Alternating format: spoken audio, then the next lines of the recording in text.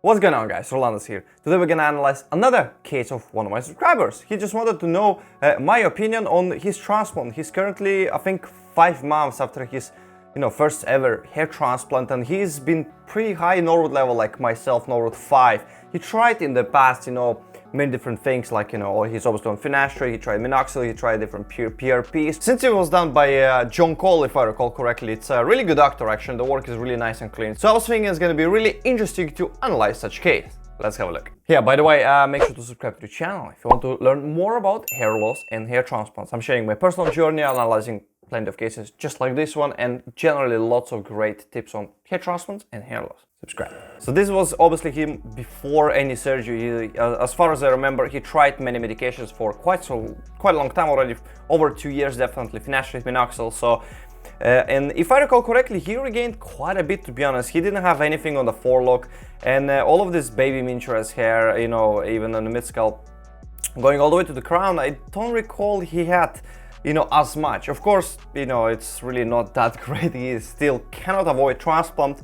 But nonetheless, with the transplant, every little helps, because transplant is just an illusion of density, especially with the severe cases like, ours, like this guy in mine, for example. Clear Norwood 5A, pretty much like me. The whole front is gone, nothing in the middle, nor there is no bridge connecting, mid-anterior and the crown. But the crown itself, at least from this picture, doesn't look like it's dipping that much, really. And yeah, so classical Norwood 5A. Aha, so picture immediately after the surgery. Let's see. Actually, it looks like they covered pretty big area compared, for example, if you remember my case, I had 3,659 grafts only in the frontal third. So the hairline and like it would finish somewhere over here, while his is going a little bit further. Of course, in his case, they decided to be much more conservative, and they didn't lower hairline, and they made it a little bit more receded. On the first glance, it doesn't look it's been, done with a very high density. Funny enough, I don't really remember how many grafts they implanted. I don't recall he ever told me actually this, but it's, they try to cover as big area as possible, so I would not really expect big density.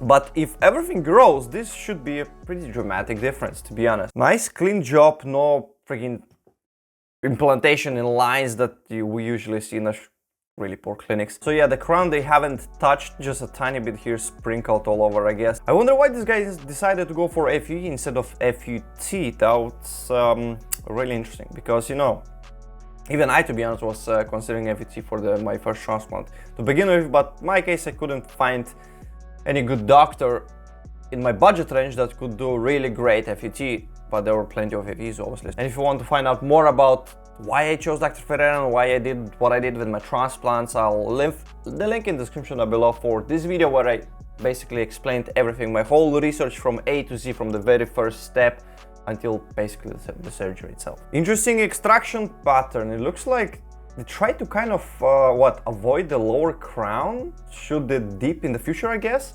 So this, I guess, was the marked area for the top of the crown, pretty much exactly like me, to be honest. Top of the crown where there was the biggest, balding area. Overall, this, like, everything here looks pretty solid, pretty good, donor. I mean, it's not crazy amount of density in there, per centimeter square, but the grafts, they're looking good. Quite a lot of, triples, quadruples, look doubles, a few singles here and there.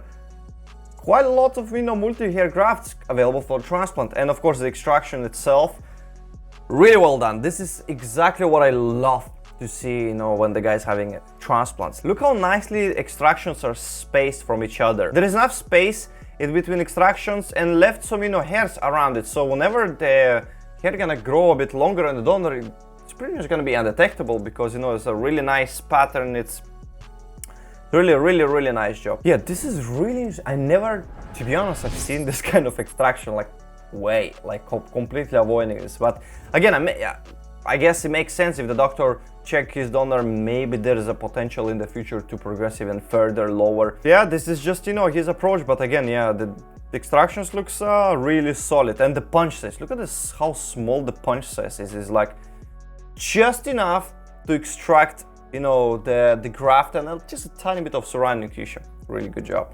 If you look closer, there's quite a few, native hairs. This was his central forelock, so I would expect it's gonna be really nice and natural result. Like I said, it's not gonna be to everyone's likings, but again, it's up to the individual, and his doctor to discuss the whole plan, where they're gonna put the hairline and everything. If you, for example, look in this kind of case and it's like, and you think, hey, damn it, I'm not gonna like this, hairline is BS. It doesn't mean the doctor is good or bad. It's just they decided, they chose this kind of strategy for this particular case. If you don't like it, speak to the doctor and see what's possible. But in his case, I think it's a good idea, because it's easy to lower the hairline, but it's extremely difficult to raise it back up. So better go higher than lower, and then on the second pass, if for example there's enough hair in the donor and it's possible to cover everything and you want to go lower, boom, that's it. 4K quality here. So looking at his donor after extractions, in this particular area, he was not gonna be able, to be honest, to extract much more, because let's be realistic. Let's see at his extraction area right now, and there is not much left. His donor is not really that super dense. See, there's quite a big spaces. He can take, like, for example, here, all this one, a little bit. He can, like, not much in this area. It's better not to touch. Maybe to take one of this double, and because after that it's gonna be like pretty bare in there. Maybe he could take on another surgery, this triple, for example, but he cannot touch any surrounding ones, because again, it's like whenever it's gonna grow, it's just gonna look like moth-eaten. And again, my opinion, he definitely should go higher into this area and just utilize this on the second transplant when he's gonna cover his crown. Even, to be honest, even lower, I don't know. It doesn't look like from this picture there's miniaturization, but of course I would trust Dr. Cole that probably maybe he had his own concerns why he didn't want to go to that area. But the good thing is that he went to a good doctor who knows what he's doing, as we clearly see in here. And he tried to do his best to preserve basically the donor and extract very carefully. So I would expect he's not going to be able to see any difference in the visual difference in donor density after this surgery. But for the second pass, he's not going to have much left except going higher into here and in this area. So it's a good choice to go with the higher hairline and be on a conservative size, just to stay safe. It's better to have hair everywhere than low hairline and like island and nothing behind. Just again, my opinion. And here's of course his result after 5 months. Yeah, the picture quality is definitely not the best, nothing close to how it was before. But nonetheless, we see some growth. We actually see this guy looks like it's already, there is hair growing at 5 months. This is, I bet he's absolutely like thrilled. To have something to play with, you know what I mean? Like it's great to have hair. Of course, it's not end result, and there is still plenty of time to grow more. From this angle, it's not as great of illusion as I thought it was. It looks like his mid-skull actually started growing so much more hair than the like frontal third, the hairline itself, although here were more implanted. Plus, I think he's just standing in front of the window, so it just directly shines here, because we can see from his forehead over here like a direct light. There you go. This is, mate, you see? This is why I always say you have to analyze properly, the pictures and videos when you're looking at the results. And don't get fooled by, because transplant pictures and videos can be manipulated with the light so easily. Just look at a prime example. Before that, over here it looked really nice and dense. Boom, here in this angle, a little bit more light, we can clearly see the whole recipient area, we can see crown through.